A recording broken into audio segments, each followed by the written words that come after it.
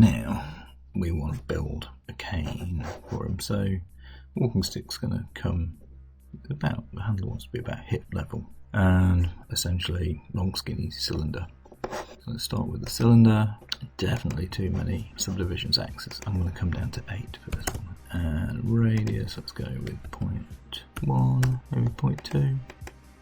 0.2, that's about the same as the arm. Okay, let's move it out somewhere like that. Put it around his knee. Just below the knee maybe. Go height. And we'll scroll it up until it looks like, there you go, that's good. Shall we make it just a little bit small? Let's just go with 9. There we go. And put the bottom on the floor. So it kind of wants to be tapered. Subdivisions cap.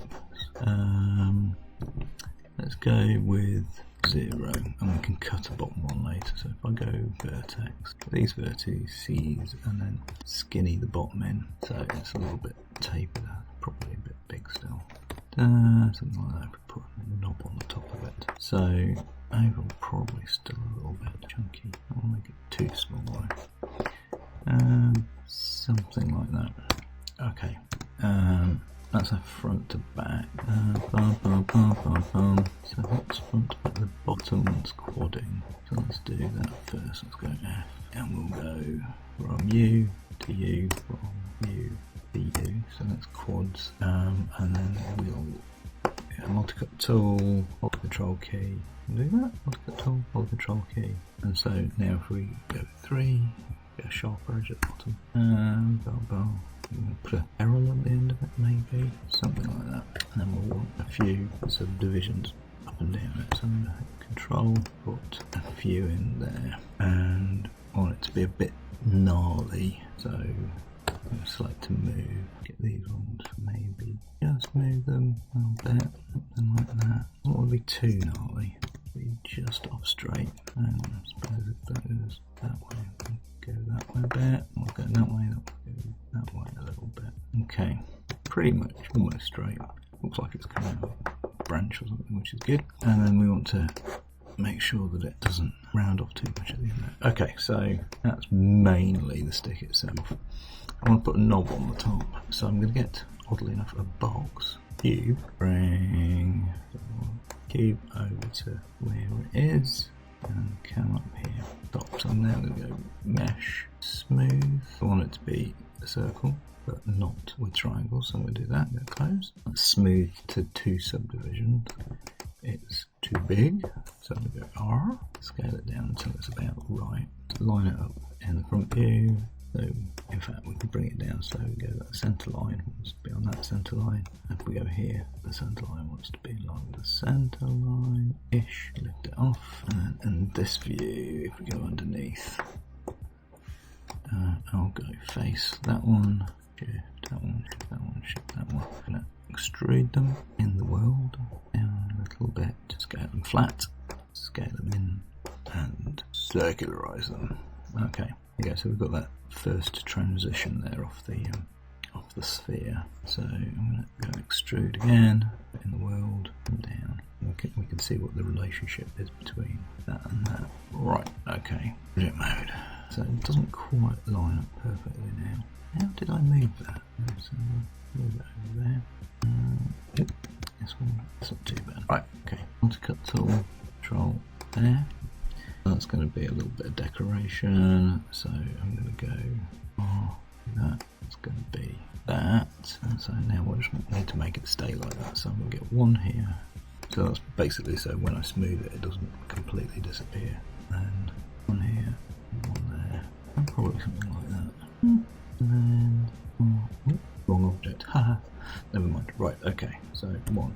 You select that one. I think I'm going to try and circularise, see what happens there. Go R, bring it in, 1, and bring in 1 here as well. Oh, 1, Q, oh, Gira, and then Nira. I don't think that's really a word. There we go. That's kind of like a funky cane top, isn't it? Maybe gold or brass or something. So I'm going to come to this one. I'll make the end of the brass here. Do that. Another one. Oh, gosh, do we need something like 5? Because we want 2 to secure that edge. want to be the bit steps in, and that one to the shape underneath. Shift that one, and then move them up. Ideally 3. Yeah, it's not too bad. Probably want another one between these two. You know what? I'm gonna make that bigger and put one in here. So yeah, we needed another one, and then I think I'm just going to move north a little bit. I'm wondering if that detail's too fine, you know, but we'll see. Yeah, it's probably not going to read in the animation much, but we'll see anyway. So, object mode, get these two, go 1. Delete by type history, freeze transforms. Okay. Combine, now the same object. Definitely face, rid of that one. And intercede them. That one, delete. That one, delete. Leave that one to delete. That's it, delete, there we go. The edge, I wonder, we'll do that with that. Shift, so that's the 2 edge loops, and we can go bridge. 3, so if we go division 1, not as a division in anyway. Never mind, we'll do it with the multicut tool. 2, there, how about that? There we go. There's fancy. I think it should just swell out a little bit here. Take that.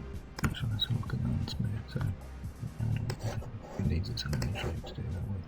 Yeah, let's move it back in again. Move that one out. There. Make it look too chunky. I think it just gives it a little bit more weight to the top there. There you go.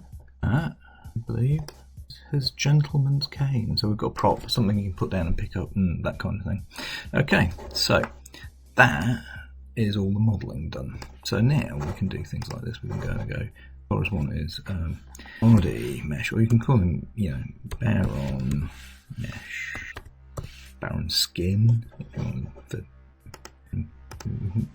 Baron hat. Depends on what else you're going to have in the scene. But if you want more than one hat, it would be worth go Baron hat. So you know it's his hat as opposed to a different character's hat. You go BLEYE, Baron left eye, Baron underscore, Baron underscore, that's underscore, right, YE. There we go. Baron mesh, Baron left eye, Baron right eye, Baron hat. Oh look, that one, haha. We haven't deleted its history, so delete its history, freeze transforms, and we're just left with that one now. So Baron Pain. Where's the Baron stick, I suppose, or something like that.